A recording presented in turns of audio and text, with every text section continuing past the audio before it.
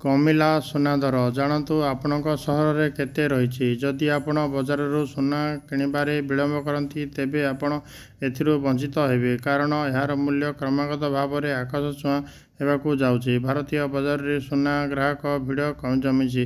ଏଥିପାଇଁ ବିବାହ ଶୁଭାରମ୍ଭ ସମୟ କିଛି ଦିନ ପରେ ପୁଣି ଆରମ୍ଭ ହେବାକୁ ଯାଉଛି।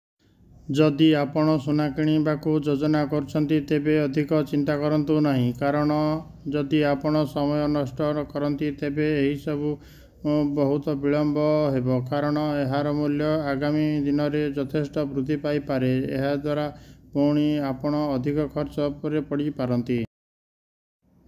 ତେବେ ଆଜି ସୁନା ହାରରେ ସାମାନ୍ୟ ହ୍ରାସ ଘଟିଛି, ଯାହା ଗ୍ରାହକଙ୍କ ମୁହଁରେ ବହୁତ ଖୁସି ଆଣିଦେଇଛି। ଆମେ ଆପଣଙ୍କୁ କହିଛୁ ମେଟ୍ରୋରେ ଏହାର ମୂଲ୍ୟ ସୂଚନା ଦେବାକୁ ଯାଉଛି।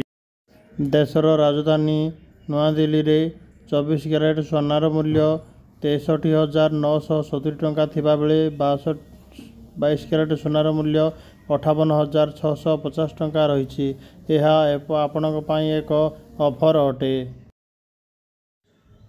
ଜାତୀୟ ଆର୍ଥିକ ରାଜଧାନୀ ମୁମ୍ବାଇରେ 24 କ୍ୟାରେଟ୍ ସୁନା ହାର ପ୍ରତି ତୋଳା ପିଛା 63,820 ଟଙ୍କା ବିକ୍ରି ହେଉଥିଲା ବେଳେ 62 କ୍ୟାରେଟ୍ ସୁନାର ହାର 58,500 ଟଙ୍କାରେ ବିକ୍ରି ହେବାର ଦେଖାଯାଉଛି। ତାମିଲନାଡୁ ଚେନ୍ନାଇରେ 24 କ୍ୟାରେଟ୍ ସୁନା 66,650 ଟଙ୍କା ଏବଂ 22 କ୍ୟାରେଟ୍ ସୁନା 61,100 ଟଙ୍କାରେ ବିକ୍ରି ହେଉଛି। ପଶ୍ଚିମବଙ୍ଗର ରାଜଧାନୀ କଲିକତାରେ 24 କ୍ୟାରେଟ୍ ସୁନାର ମୂଲ୍ୟ 63,920 ଟଙ୍କା ଥିବାବେଳେ 22 କ୍ୟାରେଟ୍ ସୁନାର ମୂଲ୍ୟ 58,500 ଟଙ୍କାରେ ବିକ୍ରି ହେଉଛି।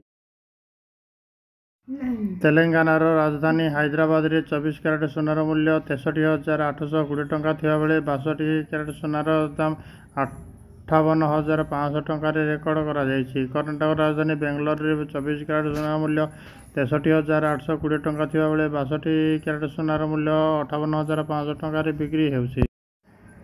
ସୁନା ସହିତ ଆପଣ ରୂପାର କ୍ରୟ କରିପାରିବେ। ରୂପା ହାର 300 ଟଙ୍କା ବୃଦ୍ଧି ପାଇଛି, ଯେଉଁ କାରଣରୁ ଏହାର ମୂଲ୍ୟ କିଲୋଗ୍ରାମ ପ୍ରତି 74,100 ରେକର୍ଡ କରାଯାଇଛି।